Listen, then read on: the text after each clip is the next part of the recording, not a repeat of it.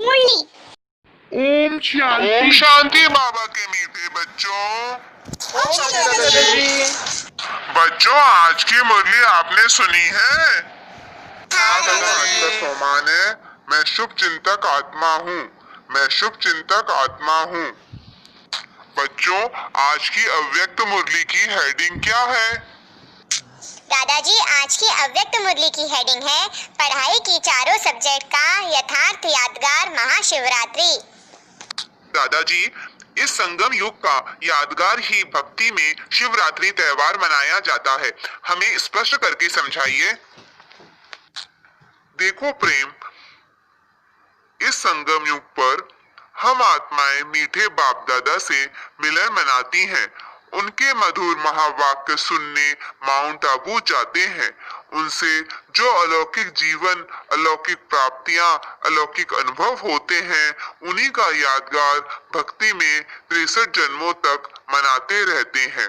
बाबा कहते हैं कि तुम इतनी महान आत्माएं हो जो प्रैक्टिकल में मिलन मेला मना भी रहे हो और निमित्त उस यादगार को भी देख रहे हो।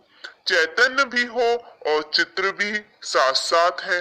संगम युग है ही शिव अवतरण का युग, श्रेष्ठ कर्तव्य, श्रेष्ठ चरित्र करने का युग। हम बच्चे प्रैक्टिकल में शिव बाबा से मिलते हैं। माउंट आबू में भक्त लोग आह्वान करते हैं, उन्हों का है पुकारना और आपका है पा लेना। वे कहेंगे आओ और आप कहेंगे आ गए, मिल गए।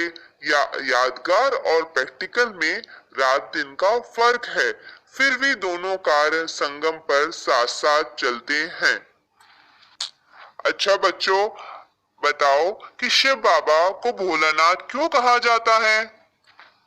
दादाजी, मैं बताऊं? हाँ दादी का बेटा, आप बताइए। दादाजी, भोलानाथ अर्थात बिना हिसाब किताब के अनगिनत देने वाला। वैसे जितना और उतने का हिसाब होता है, जो करेगा वह पाएगा, उतना ही पाएगा, यह हिसाब है। लेकिन भोलानाथ क्यों कहते हैं? क्योंकि इस समय देने में जितने और उतने का हिसाब नहीं रखता। एक का पदम गुणा हिसाब है तो अनगिनत हो गया ना। कहाँ एक कहाँ पदम, पदम भी गिनती का लास्ट नंबर है, इसलिए पदम कहते हैं।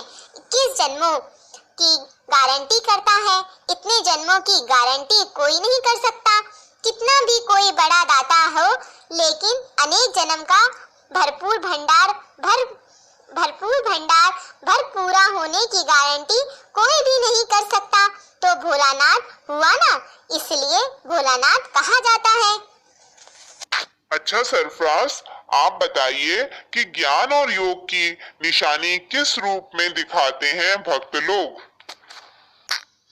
दादाजी, भक्ति में शिवलिंग के ऊपर कलश जल भरकर लटका देते हैं और उससे बूंद बूंद जल शिवलिंग पर गिरता रहता है।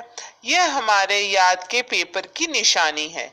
याद में बिंदु रूप में स्थित होते हैं और एक एक संकल्प चलाते हैं तो उसका यादगार एक एक बूंद जल शिवलिंग पर गिरता हुआ दिखाते हैं।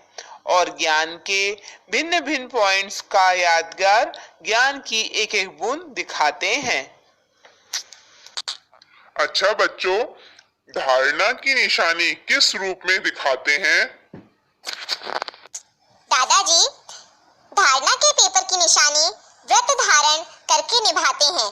धारणा में जैसे हम लोग दृढ़ संकल्प करते हैं, ऐसे ही भक्त लोग सहनशील व अंतर्मुखी रहते हैं, लेकिन उनका व्रत केवल एक दिन का होता है।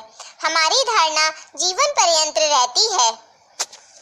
अच्छा बच्चों, सेवा के पेपर की निशानी क्या दिखाते हैं? दादाजी, सेवा की निशानी है जागरण। हमारी सेवा होती है दूसरों को जगाने की, उनको ज्ञान का संदेश देने की भावना होती है। भक्त लोग रात्रि भर जागरण करते हैं, भजन कीर्तन करके रात्रि भर जागते रहते हैं, तो जागरण सेवा की निशानी है। इस प्रकार हमारे 4 सब्जेक्ट की नकल भक्त लोग इस प्रकार कर लेते हैं। अच्छा बच्चों, समर्पण की निशानी भक्त लोग कैसे दिखाते हैं?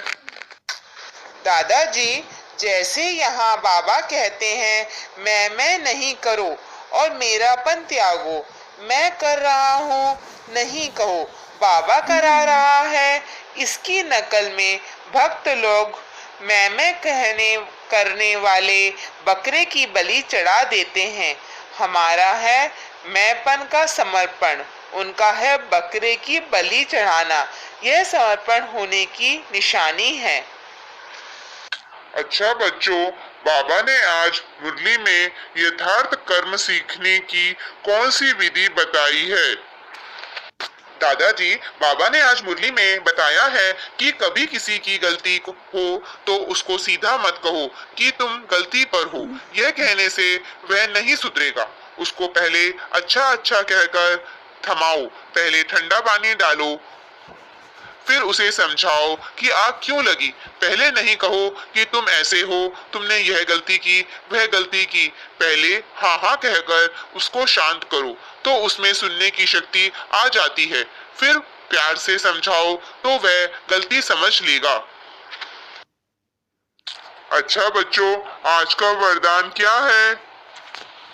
दादाजी, आज का वरदान है हर शक्ति का ऑर्डर प्रमाण चलने वाले मास्टर रचयिता भव। अर्थात जैसा कर्म वैसी शक्ति का आह्वान करो, मालिक बनकर ऑर्डर करो, क्योंकि सब शक्तियां आपकी भुजा समान हैं। आपकी भुजाएं आपके ऑर्डर के बिना कुछ कर नहीं सकती। अच्छा बच्चों, आज का स्लोगन है सहारे दाता बाप को प्रत्यक्ष कर सबको किनारे लगाओ। अर्थात सर्व के सहयोगी बनो। जैसा बाबा सर्व का सहयोगी है, ऐसा सहारे दाता बनो।